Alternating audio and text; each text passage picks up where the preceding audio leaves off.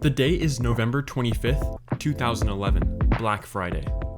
The clothing company Patagonia has just released a full-page advertisement in the New York Times for their famous R2 jacket. But instead of encouraging people to spend this holiday season, the ad boldly states, "Don't buy this jacket." But why? The ad was specifically designed to pull attention to the overconsumption of clothing and its impact on the planet. It goes on to inform readers that making a single R2 jacket, even with Patagonia's track record of being eco-friendly, requires 135 liters of water, generates over 9 kilograms of carbon dioxide just from shipping, and loses 2/3 of its final weight in waste from the manufacturing process. And this is just from one jacket. The textile industry is one of the largest polluting industries in the world, emitting around 2.5 billion tons of CO2 equivalent every year. As countries begin to set their sights on a more sustainable future, will there be a way to responsibly satisfy the global demand for clothing, or will more people have to take up Patagonia's slogan?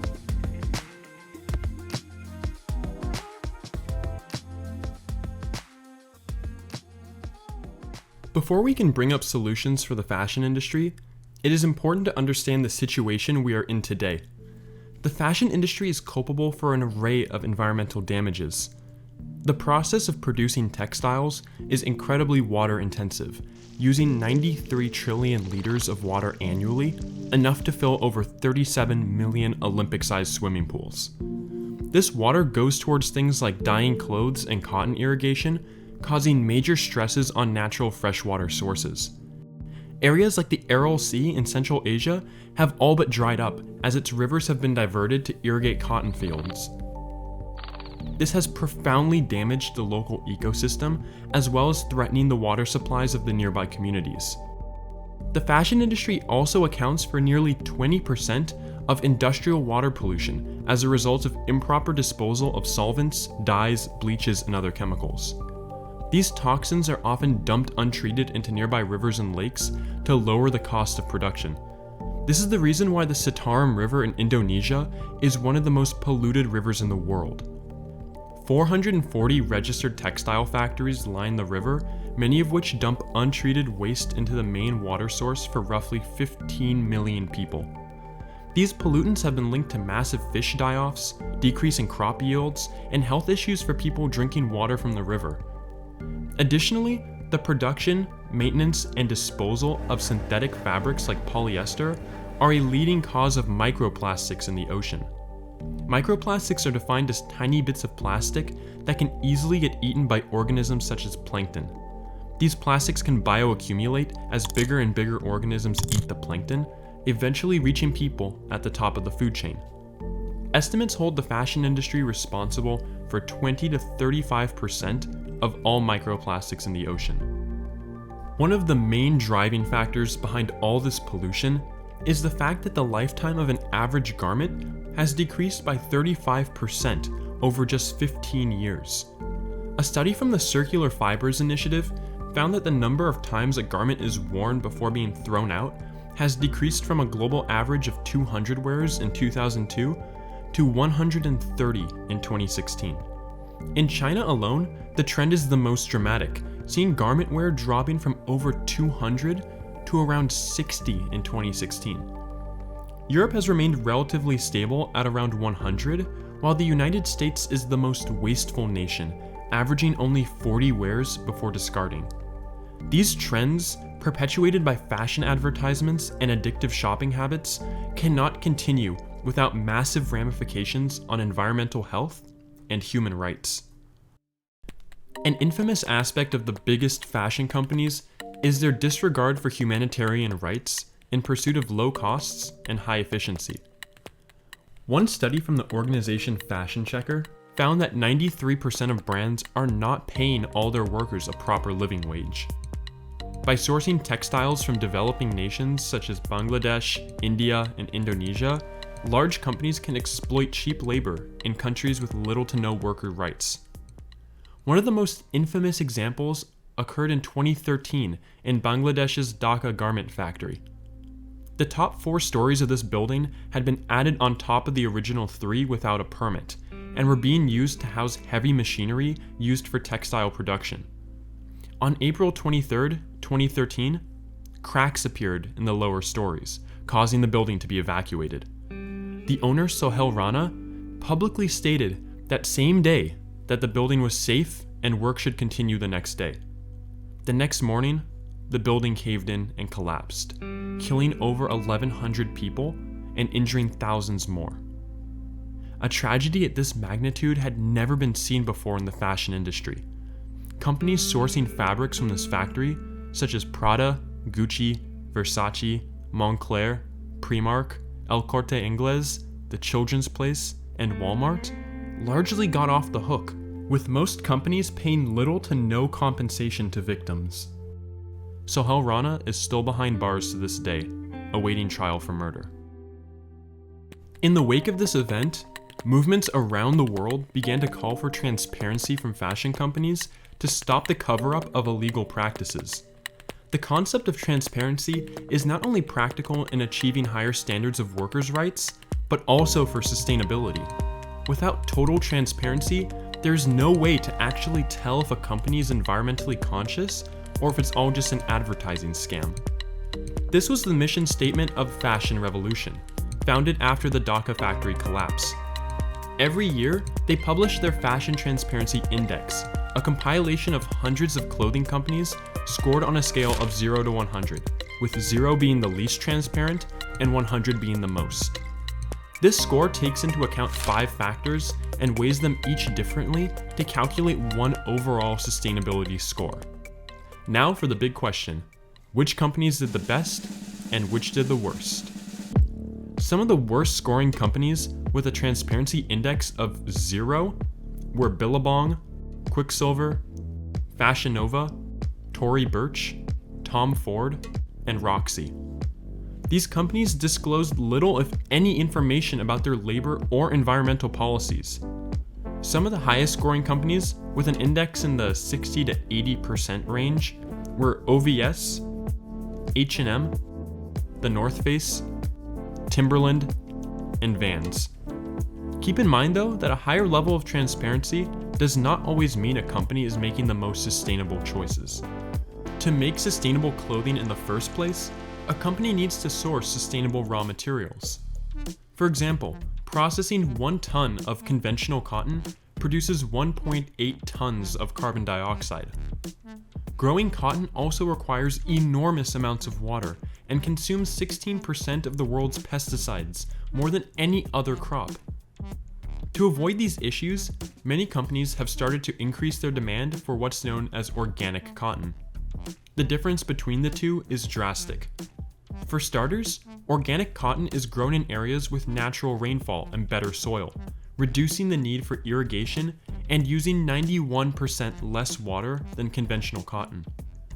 To reduce the need for pesticides, beneficial organisms such as lacewings, damselbugs, and certain wasp species are introduced to keep pests away.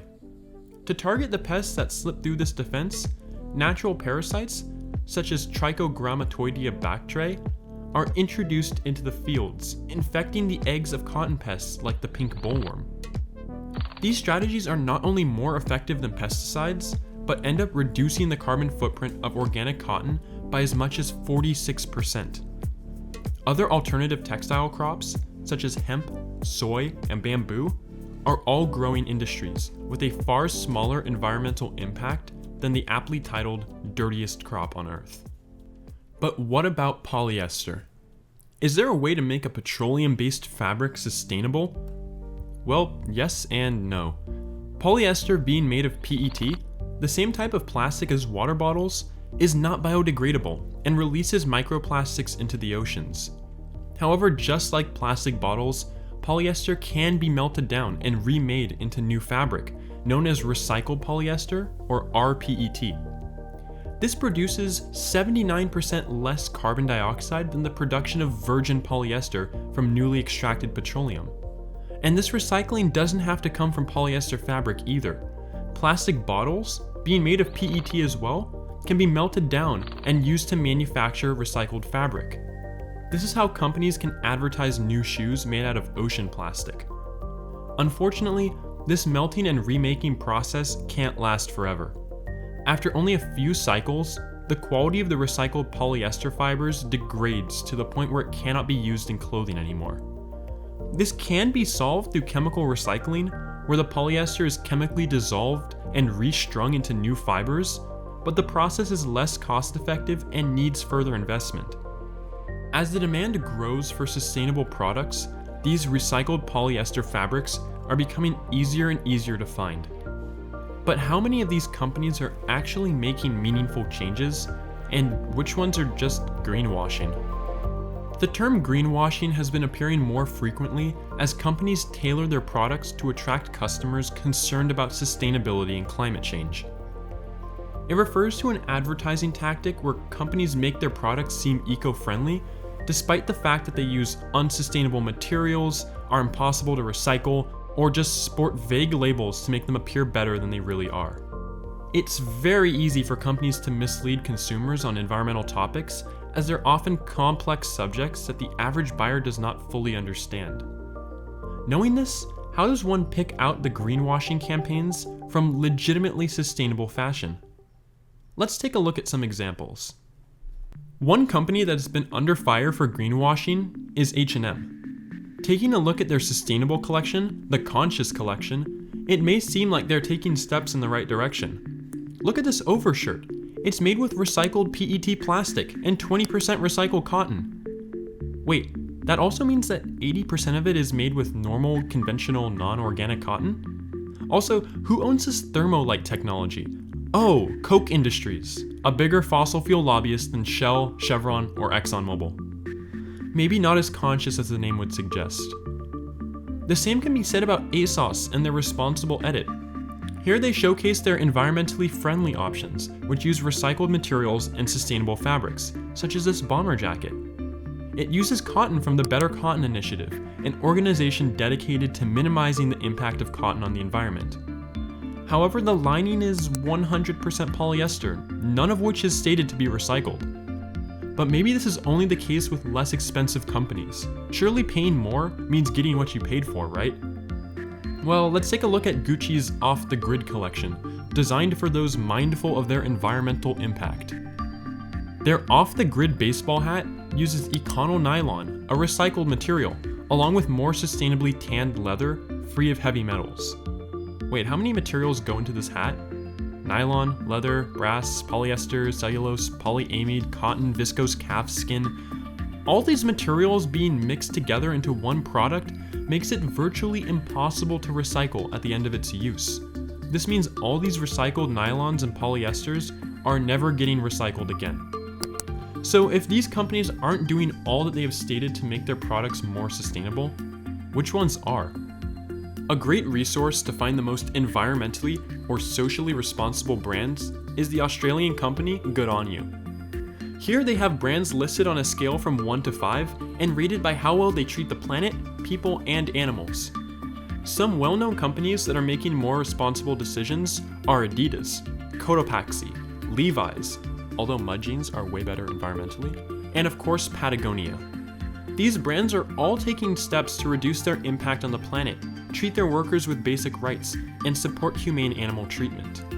Some lesser-known brands that deserve to be highlighted are Outer Known, Ten Tree, and especially the Classic T-shirt company. Using resources like Good On You to double-check the legitimacy of a company is an easy and reliable way to separate your greens from your greenwashed and make educated decisions as a consumer. Just because these companies are more environmentally conscious does not mean that you should ditch your old wardrobe and buy all new sustainable clothing. There will never be a way to make weekly shopping sprees sustainable, no matter which company you choose. The most environmentally conscious purchases are the ones that last as long as physically possible.